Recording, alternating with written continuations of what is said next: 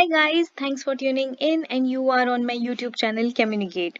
So guys, first of all, thank you so much that you guys are sending me so many queries related to a wide variety of topics.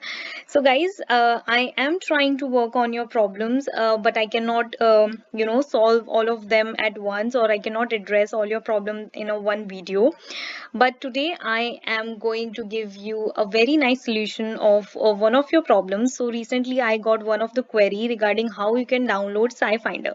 So guys, Sci-Finder is not a freely available software. It is a licensed software, and usually this software is bought by, or your institution or your college or your university. They have the license of this software, as they buy the memberships for these kind of softwares. So you cannot download them. But if that is not the case with you, I am going to provide you today an alternative of Sci-Finder, which is freely available. So that is the best point about this, that you can freely use this online, and it works almost similar to Sci-Finder, and it you can almost do everything that you can do on Sci-Finder. So let's just start with it. So the name of this software or is called Web of Science. So all you have to type is Web of Science on Google, and the first page and the first tab which appears is of Web of Science. You just click on that, and this is the page which opens. So this is the main page of Web of Science. Okay, so guys, what do we do with Sci-Finder? We usually look for different kind of publications. We usually find different topics, authors, affiliations, all this kind of work we do on Sci-Finder. So if I'm new to certain field, say I am working on pincer ligands, or I am working on catalysis, I am working on electrochemistry, and I want to find different publications related to that. So how can I do it? So I'm going to show you. So first of all, here you can see what you are looking for. So first of all, I'm looking for the topic. What topic I'm looking for? I'm giving just a random guess. So maybe if you are looking for pencil ligands, okay, so you write it here and just search. So okay, so as you can see here, we are having something around 2,900 publication related to pencil ligands. Okay, so this was a very broad search, right? But usually we want to do a very specific search in which we want, now pencil ligand can be of wide variety, right? But if you are looking for certain kind of pencil ligand, if you are looking, some complexes of pencil ligand, some specific metal complex, so that also you can do. But how you can do is, you have to just add a row here, and here you are having certain operators like and, or not. Okay, so if you're looking for pincer ligands, and you are looking specifically for PNP type of pincer ligands, okay, like phosphorus nitrogen phosphorus type of pincer ligands, so what you can do is, you can write here and, which means that you will be looking for publications which is having pincer ligands, as well as it is having the word PNP in the same publications. Okay, so I will write here PNP, and now we will search it. So now you can see, as right now our search has narrowed down to only 350 results. So all the publications now I am getting is only of the publications which are having PNP pincer ligands altogether. Now sometimes you also want that, okay, I want publication which is having pincer ligands, or it can be like PNP type of ligands. Okay, so it is not compulsorily, I mean, of course you guys must be knowing the use of operators and or. Okay, so depending on what you need, you can change the operator here. So if I will change the operator to or, you will see that the number of publication will increase, because now I'm giving a command that okay, I'm looking for the publication which might have pincer ligands in it, or it can have PNP type of systems in it. So now you can see, right? Now my command, because of my command, it shows me something around 11,000 results. So it is comprising of all the publication which is having pincer ligands as well as PNP in its somewhere in its publication, in its abstract name or anywhere in it. Okay, so what else we can do?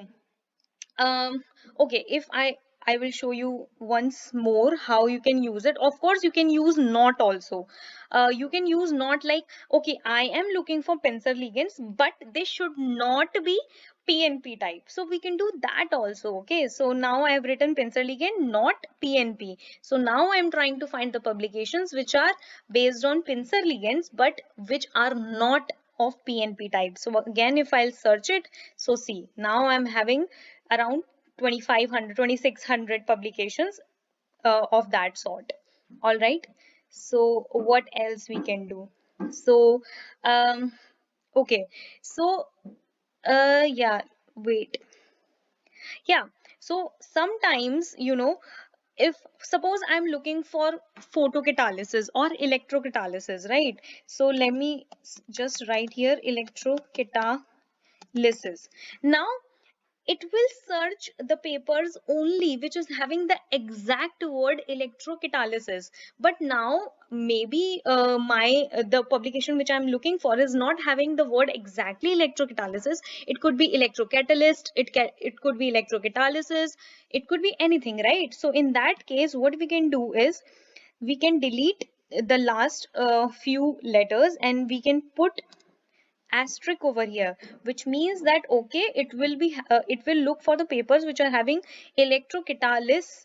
Now it, sorry, yeah, electrocatalyst or electrocatalysis, but it means that it can have any sort of suffix here, right? So yes, so we can look for this and it will search around. Yeah, it has searched so many publications, right?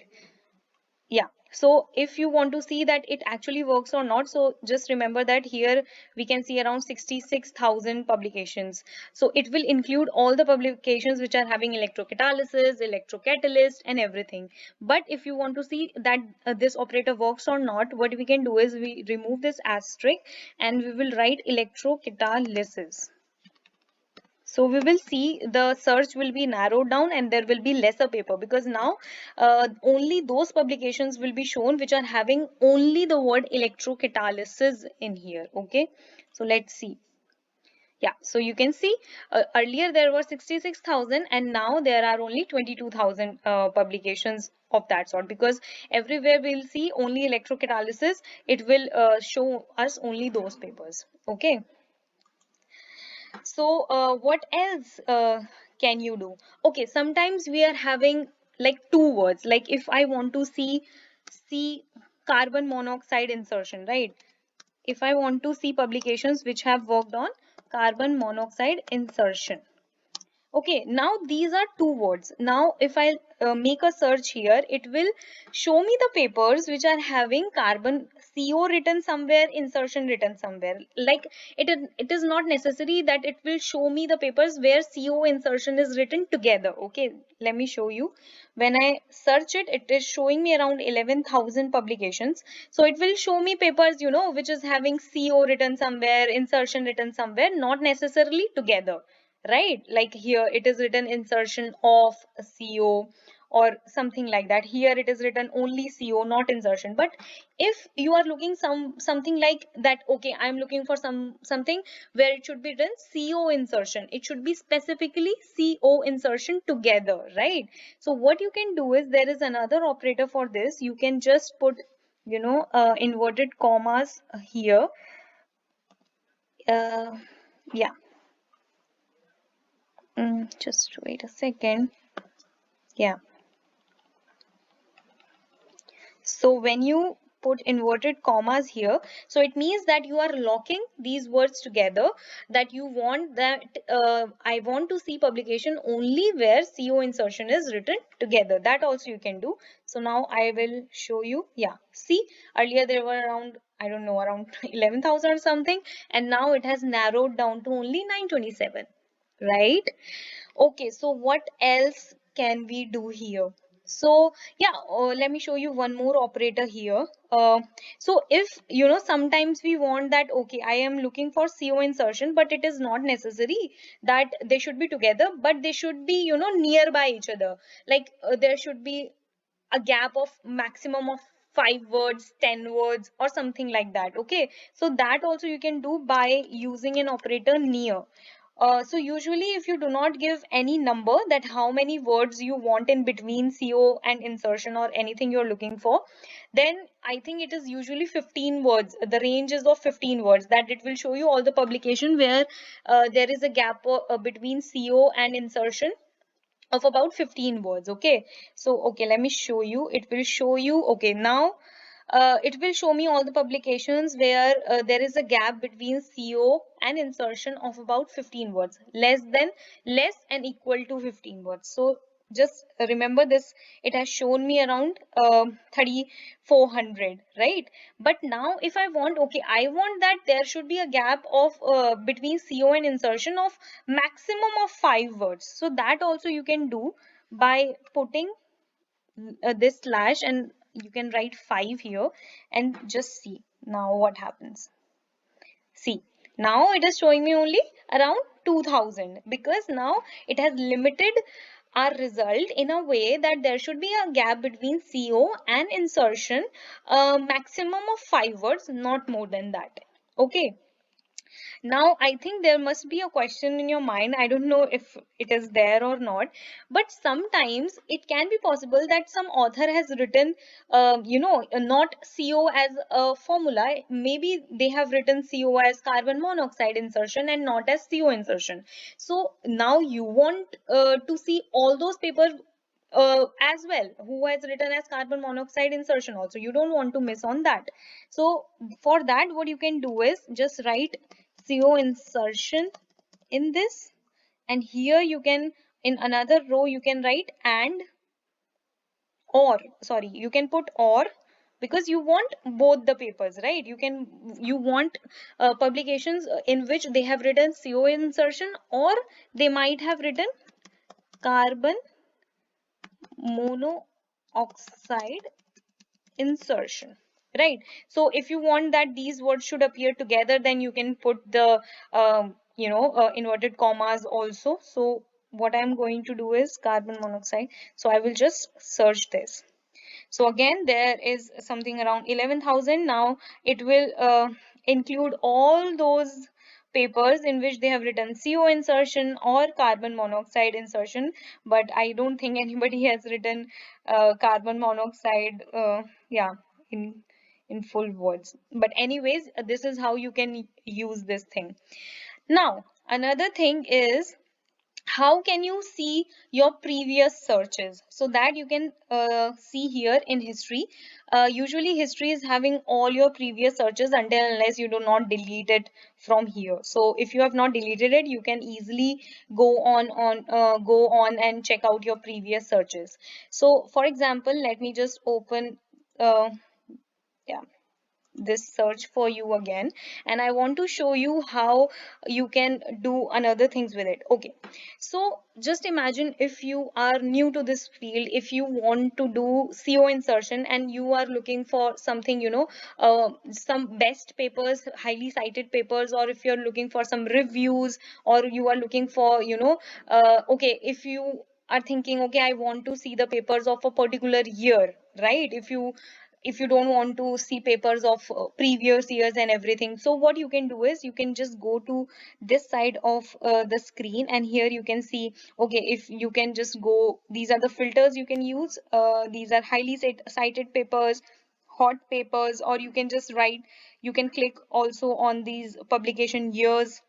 Also you can see, if you are looking for articles or you are looking for reviews.